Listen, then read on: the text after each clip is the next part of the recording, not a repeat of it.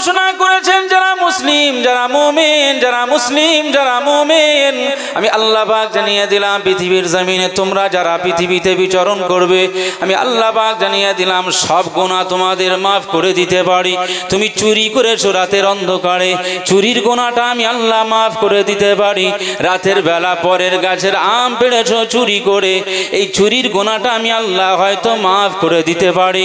তুমি রাতের আড়ালে অনেক মানুষের সাথে দলবলে বন্ধুদের পাল্লায় পড়ে এক গ্লাস মদে তুমি চুমুক লাগিয়েছো, মদটাকে আমি আল্লাহ হারাম বানিয়ে দিয়েছি। এরপরেও আমি আল্লাহ পাক জানিয়ে দিলাম, এরপরেও আমি আল্লাহ পাক জানিয়ে দিলাম এই গুনাহটা আমি আল্লাহ মাফ করে দিতে পারি। ও ভাইজানেরা, নওজওয়ানেরা, যুবকেরা, আমার আল্লাহ পাক বলেন তুমি তোমার বাড়ির ভিতরে তোমার স্ত্রীর সাথে অনেক ঝগড়া করেছো, ঝগড়ার পরেও তোমার স্ত্রীর সাথে যে মনোমালিন্য হলো, এরপরেও আমি আল্লাহ পাক তোমাদের ভিতরে যে গুনাহটা হয়েছে আমি আল্লাহ মাফ করে দিতে পারি।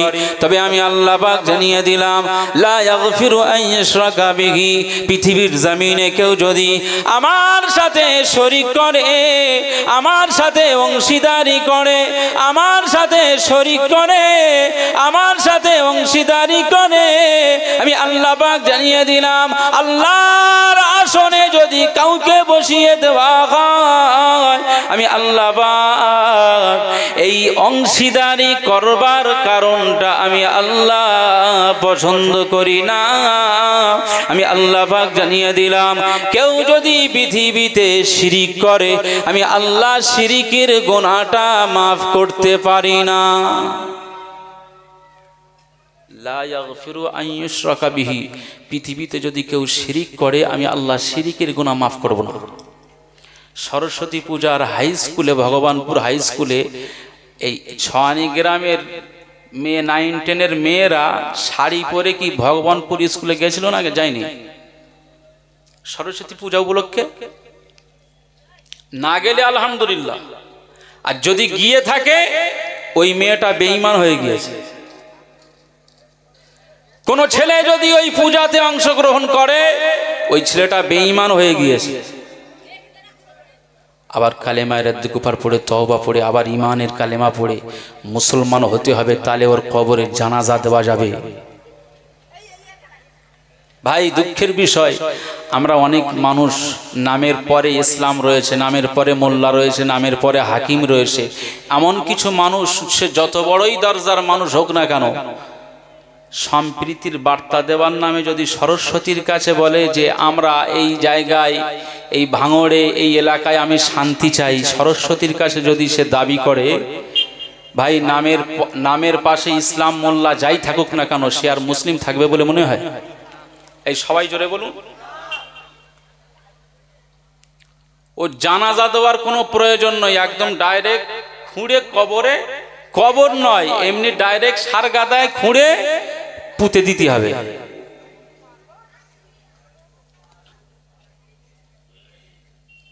ইমান নিয়ে ঝিনিমিনি খেলা, ইমান নিয়ে ঝিনিমিনি খেলা, সামান্য দুনিয়ার জন্য একটু পাওয়ারের আশায় দুনিয়ার জমিনের উপরে একটু পাওয়ার, নেতৃত্ব লোভে নিজের ইমানটাকে ধ্বংস করে দিচ্ছ।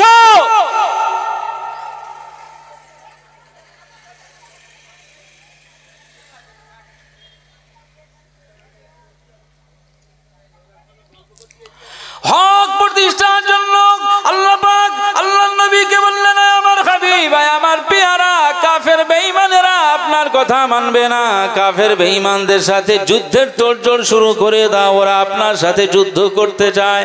আল্লাহ নবী বললেন, আল্লাহ পাক আমাদের সংখ্যায় তো অনেক কম। আমার আল্লাহ বললেন, আমার হাবিব, আমার পেয়ারা, আমার দোস্ত, আমার হাবিব, আমার পেয়ারা, আমার দোস্ত, আমি আল্লাহ পাক জানিয়ে দিলাম সংখ্যায় আপনার দিকে কম হলেও আমি আল্লাহ পাক জানিয়ে দিলাম বিজয়ী করে দেওয়ার মালিক তো আমি আল্লাহ তাআলা। বিজয়ী তো আমি করব।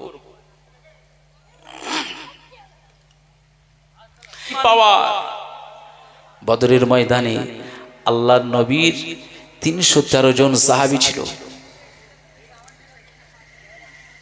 ভাই আমি মাহফিলে আছি, পরে ফোন করে কথা বলছি। আমার ভাইরা 313 জন সাহাবী নিয়ে বদরের ময়দানে নেতৃত্বে আল্লাহর নবী রয়েছেন। ভাই স্বাভাবিকভাবেই আল্লাহ পাকের ওয়াদা যে আমি তোমার বিজয়ী করব। এরপরেও রাসূলুল্লাহর একটু আশঙ্কা, আল্লাহর উপরে তো ভরসা আছে, এরপরেও কি হবে কি হবে কি হবে, এটা আমাদের সবার মনে হয় না? হয় না? এই সামান্য ছেলে, আমাদের বিয়ে শাদীর সময় মেয়ে দেখে বাড়ি এসছে, মেয়ে পছন্দ, এবার ছেলে দেখতে আসবে, তাদের ঘোষণা করে দেওয়া হয়েছে যে এবারে আপনারা আসেন, ছেলে দেখে আপনাদের পছন্দ হলে বিয়ে হবে। ভাই যেদিন এসেছে 2-10 জন লোক মেয়ের পক্ষ থেকে, মানে আমার শ্বশুর বাড়ির থেকে, তো আমি ছেলে, আমি একটা পুরুষ, ময়দানে বসবো, পুরুষ মানুষ ভয় লাগে নাকি? পুরুষ মানুষ, আমি তাদের সামনে যাব, সালাম নেব, মুসাফা করব, এতে ভয় লাগার তো কোনো কারণ নেই। কিন্তু 10 জনের ভিতরে যখন আমি ঢুকছি আসসালামু আলাইকুম, তার আগে একটু স্বাভাবিক এর ভিতরে হার্টবিট হচ্ছে, অর্থাৎ একটু ভয় ভয় মতো হচ্ছে। এরকম যুবকদের হয়েছে না হয়নি? খুব চ্যালেঞ্জের ব্যাপার। 1350 সৈন্যের বিপক্ষে 313 জন। আল্লাহ রসুল সাল্লাল্লাহু আলাইহি সাল্লাম রাতের বেলায় একটু দোয়া মুনাজাতে কাঁদতেছেন, চোখের কোণ দিয়ে পানি ঝরছে। এই উপরে আসেন না মাওলানা হাজী সাহেব, এখানে আসেন, দেখেন তিনি ওখানে বসে, আসেন এখানে আসেন, উপরে আসেন। সবার উপরে ডাকা যাবে না, সবার ডাকতে গেলে আবার তাহলে আমার নিচে বসে হজ করতে হবে।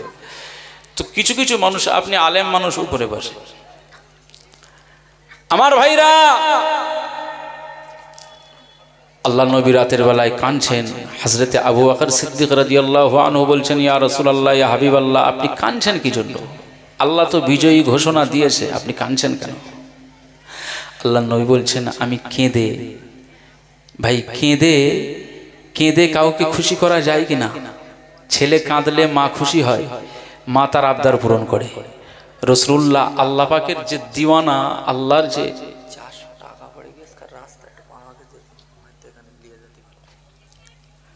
আচ্ছা ঠিক আছে, আল্লাহর রসুল এটা বোঝাতে চেয়েছেন, এখানে বসেন, এখানে বসেন না, আল্লাহর রসুল এটা বোঝাতে চেয়েছেন যে আমি আল্লাহ আপনার দিওয়ানা, এই দিওয়ানায় আজকে রাতে আপনি আমাকে বিজয়ী করবেন, এরপরেও আমার চোখ দিয়ে পানি আপনার দিওয়ানায়, আপনার মশগুলে আমার, আপনার হাবিবের চোখে পানি ঝরতেছে। বলুন সুবহানাল্লাহ। একটা ঘোষণা দিই ভাই, রাস্তাতে কোনো ভাই যদি কিছু পয়সা পাওয়া গিয়েছে, কারো যদি মনে হয় যে আমার পয়সা পড়ে গেছে, খুঁজে পাচ্ছেন না, স্টেজে আমার কাছেই আছে, আপনি এসে বলবেন যে কত টাকা পড়েছে, আপনাকে দেওয়া হবে ইনশাল্লাহ।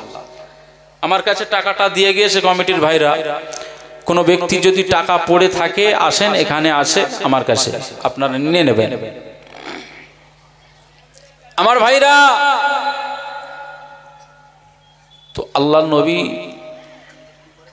আল্লাহর নবী রাতের বেলা যেমন কেঁদেছেন, ঠিক ফজরের নামাজের পরে আল্লাহর নবী হযরতে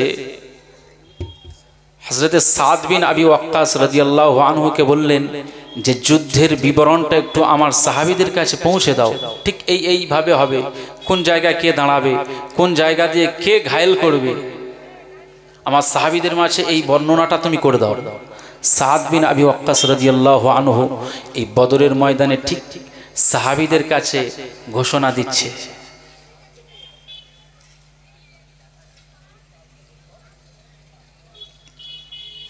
বদরের ময়দানটা অত্যন্ত একটা চমৎকার ময়দান, যে ময়দানে একেবারে রোজার মাসে 17ই রমজান খালি পেটে, রোজার মাসে খালি পেটে, সাহাবীদের পেটে কিছু নেই, এরপরে সেখানে জিহাদ করছে একটা হককে প্রতিষ্ঠা করবার লক্ষ্যে, সত্যটাকে পৃথিবীতে কিয়ামত পর্যন্ত জারি করবার লক্ষ্যে, উম্মতে মুহাম্মাদী পশ্চিম বাংলার মানুষদের কাছে সেই ইসলামের পতাকাকে উঁচু করে দেখানোর লক্ষ্যে বদরের ময়দানে সাহাবীরা রোজা অবস্থায় জিহাদ করেছিলেন, আল্লাহ সেই জিহাদে বিজয়ী করে দিয়েছিলেন। বলুন সুবহানাল্লাহ।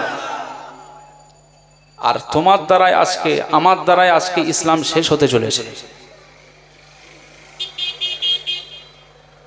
আমি বলছি বদরের কথা, তার আগে একটা হাদিস বলে নেই।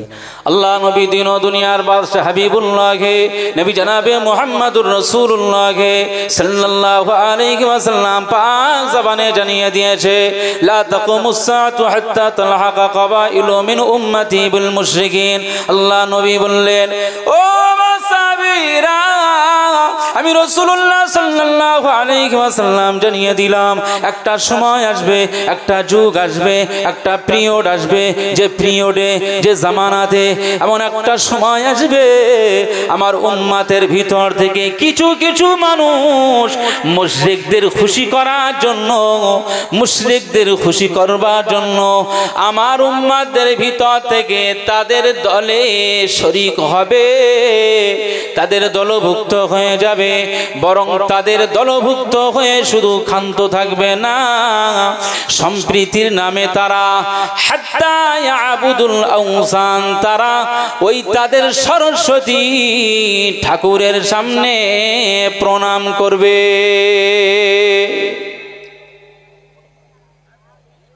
যখন এই সময়টা হবে দেখবে এটাই হচ্ছে কিয়ামতের আলামত, ততক্ষণ কিয়ামত হবে না।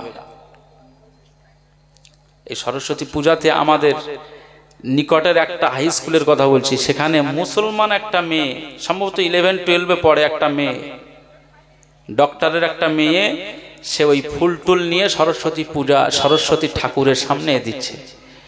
একজন মুসলিম মেয়ে সরস্বতী ঠাকুরের কাছে আশীর্বাদ চাইছে।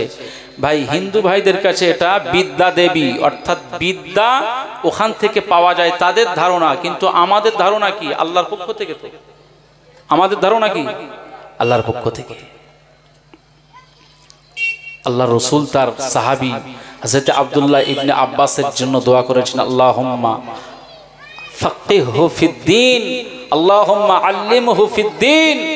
আল্লাহ আমার ইবনে আব্বাসের অন্তরে আল্লাহ আপনি ইলমটাকে ভর্তি করে দাও। জোরে বলুন সুবহানাল্লাহ। আল্লাহর কাছে চেয়েছে। কি আধুনিক স্টাইল হয়ে গিয়েছে আজ ঘরের যুবকরা, যুবতী বোনেরা, এদেরকে ধরে রাখা যায় না। এরা শাড়ি পরে সুন্দর করে সরস্বতী সেজে যাচ্ছে। ওরা মারা গেলে ওদের কবরে দুকুলি বাস পড়বে, সেকেন্ডে সেকেন্ডে বাস পড়বে, কেউ রেহাই করার মতো ক্ষমতা কারণে বেঈমান হয়ে মারা যাবে। আমরা টুপিওয়ালা, জুব্বাওয়ালা মানুষ, হাজি সাহেব মানুষ, আমাদের মেয়েরাও সরস্বতী পূজাতে যাচ্ছে। ভাই, হিন্দু ধর্মের সাথে আমাদের, হিন্দু ধর্মের ভাইদের সাথে, মানুষের সাথে আমাদের সম্পর্ক ভালো, প্রতিবেশী মানুষ হিসাবে ভালো সম্পর্ক, আত্মীয়তা ঠিক আছে, কিন্তু ধর্মীয় কালচারের জায়গা ডিফারেন্স রাখতে হবে। এর নাম একজন মুমিন, এর নাম একজন মুসলমান, সবসময় ডিফারেন্স।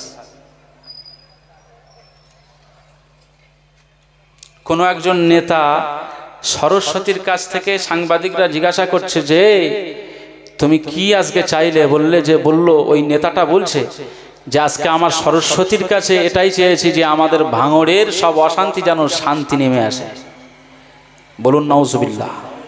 এই শান্তি দেওয়ার মালিক কে? জোরে বলুন। শান্তি দেওয়ার মালিক কে? জোরে বলুন।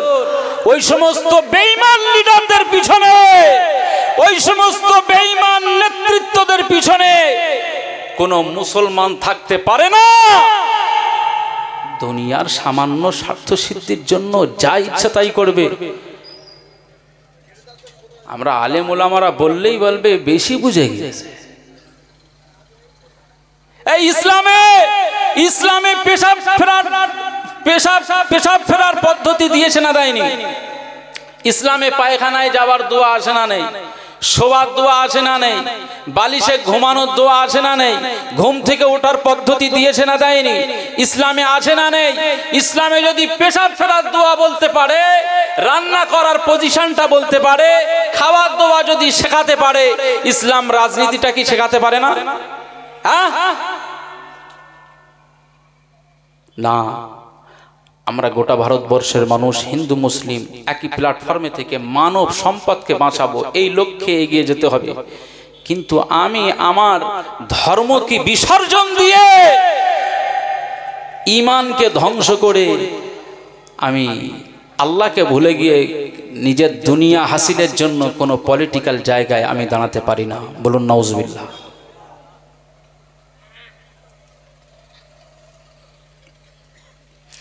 ও ভাই জানেরা, নজরের জন্য এই সমস্ত মাহফিলকে কায়েম করেছেন। বলুন, এখন চিনি নি। আজ বর্তমান সময়ে আমরা ফুরফুরাকে আমরা অতটা গুরুত্ব দিতে চাইনি। অনেক মানুষ বলে ফুরফুরা কি আমাদের চলার ঠিকানে নিয়ে রেখেছে নাকি? আমরা কিভাবে চলবো না চলবো ফুরফুরা বলে দেবে তাই? কোথায় ছিলিস তুই? কোথায় ছিলিস? তোর বাপ দাদু ধুতি পরে ঘুরতো, তোর বাড়ি মনসার পূজা হতো, তুই মুরগি জবাহের সিস্টেম জানতিস না? একটা গোশতের টুকরা হালাল করতে হবে, খেতে হবে। সেই হালাল গোশতের টুকরাটা কিভাবে হালাল হবে তোর সেই কাণ্ডজ্ঞান ছিল না। ফুরফুরা শরীফের মুজাদ্দুজ্জামান আমিরুশ শরিয়াত আলা হযরত দাদা হুজুর পীর কেবলা রহমাতুল্লাহ আলাইহি, তিনি গোটা বাংলার সমস্ত এরিয়া জুড়ে, গোটা বাংলার জমিনের উপরে তিনি অক্লান্ত পরিশ্রম করে ছুটে ছুটে গরুর গাড়িতে করে এই বাংলার মুসলমানদেরকে মুরগি জবাহ করা, পশু হালাল করা, ধুতি খুলে নেওয়া, পরনে পাঞ্জাবি, মাথায় টুপি, চেহারায় দাড়ি, এই সব কিছু যদি তোমার ঘরে শরিয়াতের এই নিয়ম নীতি যদি তুমি পেয়ে থাকো, তাহলে এই পাওয়ার পিছনে সবচাইতে বড় অবদান ফুরফুরা শরীফের মুজাদ্দিদুজ্জামানের। জোরে বলুন সুবহানাল্লাহ। চিল্লে বলতে পারলেন না সুবহানাল্লাহ? আজকে ফুরফুরাদের নামে কেউ বললে আমরা অনেকেই হাসি, আবার ফুরফুরার নামে কেউ কিছু বললে আমাদের মনে আনন্দ হয়। জবাব দিতে হবে কিয়ামতের ময়দানে। অতএব এই মাহফিলের মর্যাদা সুমহান রক্ষার্থে আপনারা সবাই পাক মাহফিলে আসুন। দরুদ শরীফ আল্লাহুম্মা সাল্লি আলা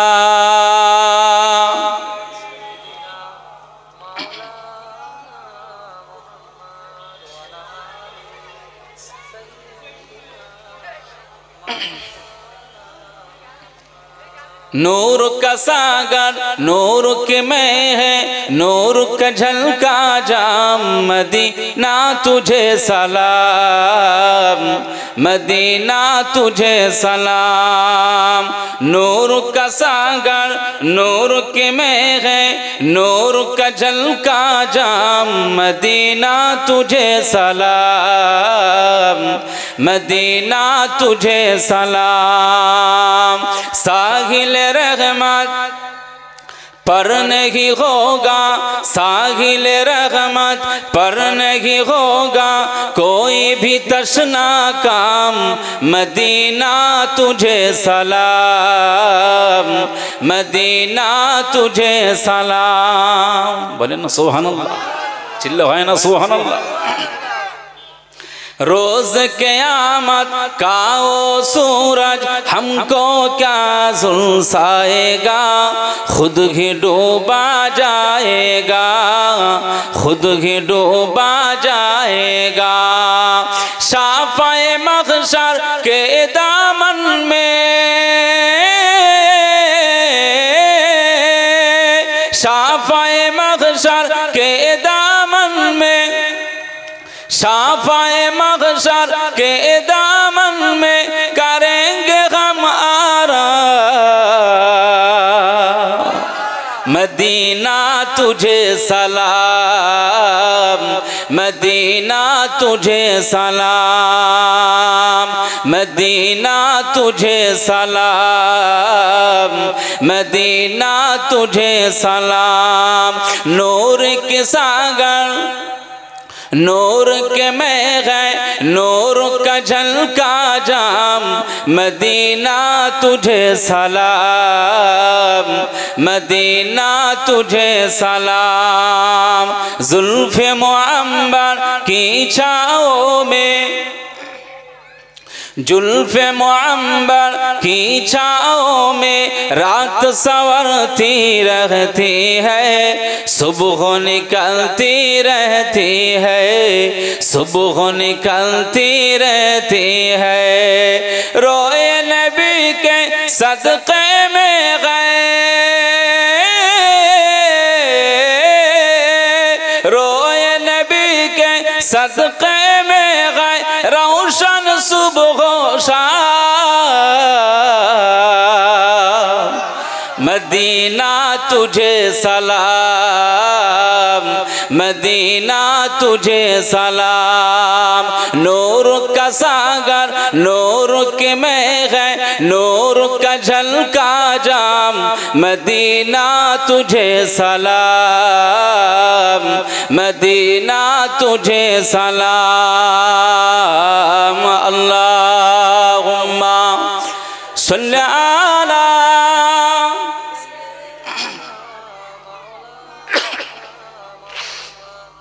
वाला आली।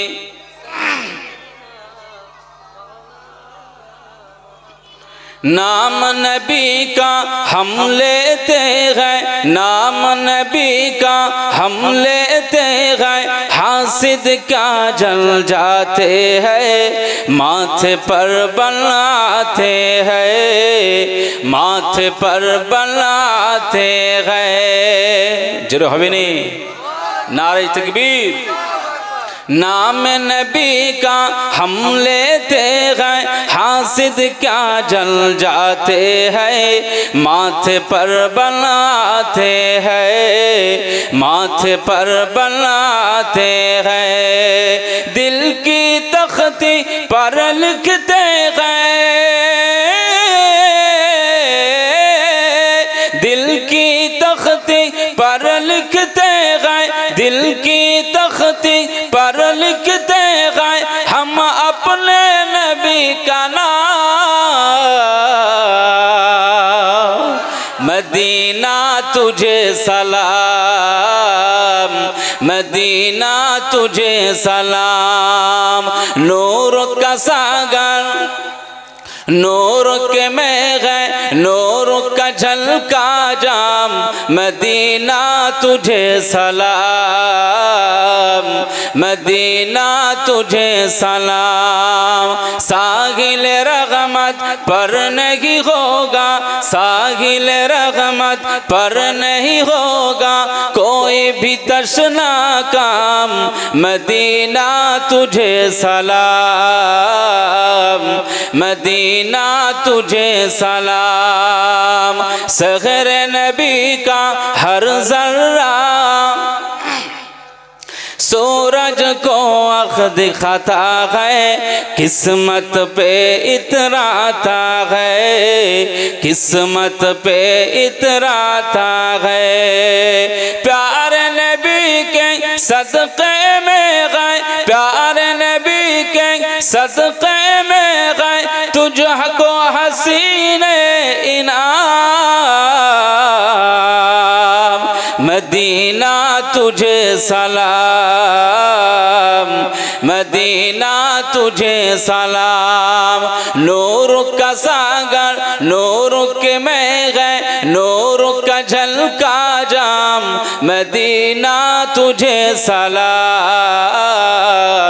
मदीना तुझे सलाम।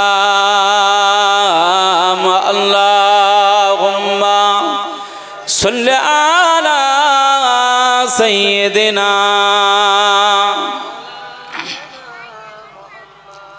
वाला आली सय्यिदिना। कलमा ला इलाहा इल्लल्लाह, ला इलाहा इल्लल्लाह।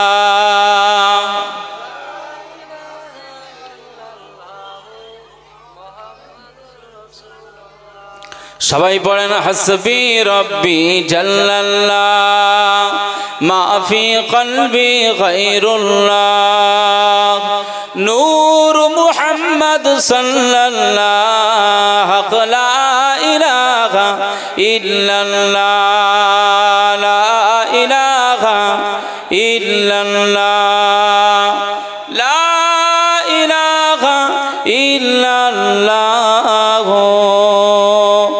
মুহাম্মাদুর রাসূলুল্লাহ। আল্লাহুম্মা সাল্লি আলা সাইয়্যিদিনা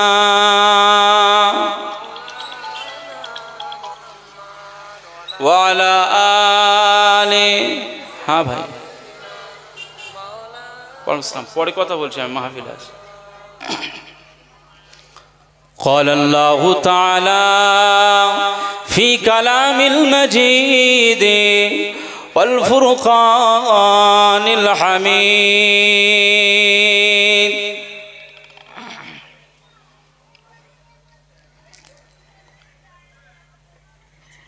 إن الله لا يغفر أن يشرك به ويغفر ما دون ذلك لمن يشاء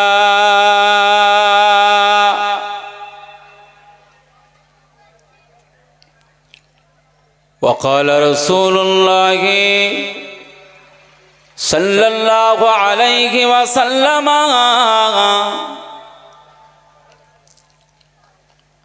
لا تقوم الساعة حتى تلحق قبائل من أمتي بالمشركين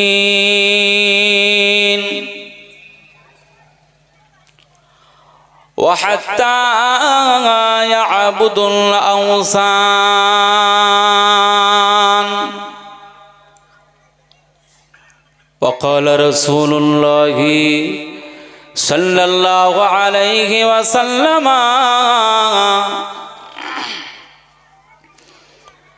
يا أيها الناس توبوا إلى الله فإني أتوب إليه في اليوم 100 مرة أو كما قال عليه الصلاة والسلام। ছয়ানি গ্রামবাসীদের উদ্যোগে আয়োজিত বার্ষিক ইসালে সওয়াব আজকে মাহফিলের আমন্ত্রিত উলামা হযরত, বিশেষ করে ফুরফুরা দরবার শরীফ থেকে আগত আওলাদে মুজাদ্দিদুজ জামান, আমার সম্মুখে উপবিষ্ট প্রত্যেকেই শ্রদ্ধাশীল ব্যক্তিবর্গ, পর্দার আড়ালে বসে থাকা ধার্মিকা মা এবং বোনেরা, আল্লাহ পাকের দরবারে শুকরিয়া যে মহান আল্লাহ পাক আমাদের সবাইকে দ্বীন ও শরীয়তের জ্ঞান অন্বেষণের উদ্দেশ্যে পাক মাহফিলে অংশগ্রহণ করবার সুযোগ দিয়েছেন। গোলাম হিসাবে মালিকের দরবারে কৃতজ্ঞতা আদায় করি, বলুন আলহামদুলিল্লাহ। চিল্লে মোহাব্বতে বলেন আলহামদুলিল্লাহ। কণ্ঠের আওয়াজকে আরো উঁচু করে বলেন আলহামদুলিল্লাহ। নারে তাকবীর। প্রিয় রাসূলের মাজার মুকদ্দাসে জানাই অসংখ্য অজস্র দরুদ এবং সালাম। মোহাব্বতে পড়েন সাল্লাল্লাহু আলাইহি ওয়াসাল্লাম।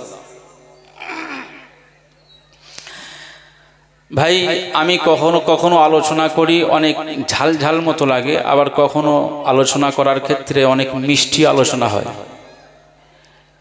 যে আলোচনার ভিতরে মিষ্টি পাওয়া যায় তাতে অনেক সুবহানাল্লাহর গতিবেগ বাড়ে, চোখের কোণ দিয়ে পানি ঝরে। কিন্তু আবার যদি আলোচনার ভিতরে একটু ঝাল ঝাল মতো লাগে না, তখন আর ওই সুবহানাল্লাহর গতিবেগ থাকে না, চোখের কোণ দিয়েও পানি ঝরে না। তখন মনে হয় যে এসব কি জন্য দাওয়াত করেছিল, এমন মনে হয়। তো আলোচনা অনেক প্রকারের হয়। আজকে কি আলোচনা করব জানি না, তবে গত কয়েকদিন আগে অর্থাৎ রিপাবলিক ডে, প্রজাতন্ত্র দিবস গত বৃহস্পতিবার অনুষ্ঠিত হয়েছে। তো এই রিপাবলিক ডেতে আমার হিন্দু ধর্মের ভাইদের একটা পূজা হয়েছে, সেটা হচ্ছে সরস্বতী পূজা। আপনারা সবাই জানেন কম বেশি। তো আমার যেটা মনে হয়েছে, আমি গত বৃহস্পতিবারে যখন আমি পাকাপোল থেকে গাবতলার দিকে আসি, অর্থাৎ পোলের হাট থেকে আর গাবতলা পর্যন্ত এসেছি, আসার পথে আমি যতটুকু যা অনুমান করেছি, আমার ফিলিংস, আমার এক্সপিরিয়েন্সে যতটুকু আমি বুঝেছি, যে ওই সরস্বতী পূজাটা আর শুধু হিন্দু ধর্মের ভাইদের জন্য হয়নি, বরং আমাদের মুসলমানরাও ওতে শরীক হয়েছে। বলবেন না নাউজুবিল্লাহ? এই বাংলা নয়, গোটা ভারতবর্ষে হিন্দু, মুসলিম, জৈন, খ্রিস্টান, ঈসাই সব ধর্মের মানুষ বসবাস করবে। এটাই ভারতের কনস্টিটিউশন, এটাই ভারতের সংবিধান। একই সঙ্গে আমরা এক জায়গায় কাজ করি, একই জায়গায় আমরা কাজ করি, একই দোকানে আমরা বসবাস করি, ওটা আলাদা জিনিস। কিন্তু ধর্মীয় রং, ধর্মীয় জায়গাটা সম্পূর্ণ ডিফারেন্স থাকবে না? থাকবে না?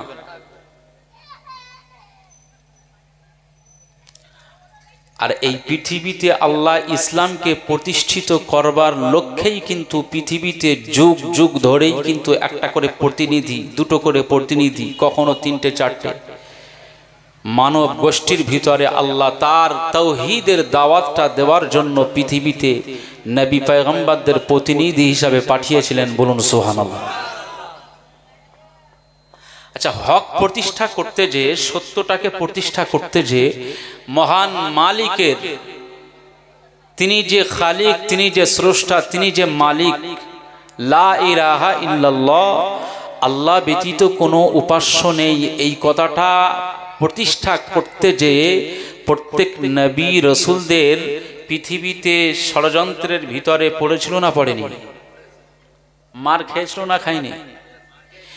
আচ্ছা, যদি নবীদের ক্ষেত্রে এটা হয়, নবীদের জন্য যদি এটা হয়, বর্তমান সময়ে যদি হককে প্রতিষ্ঠা করবার লক্ষ্যে যদি আমি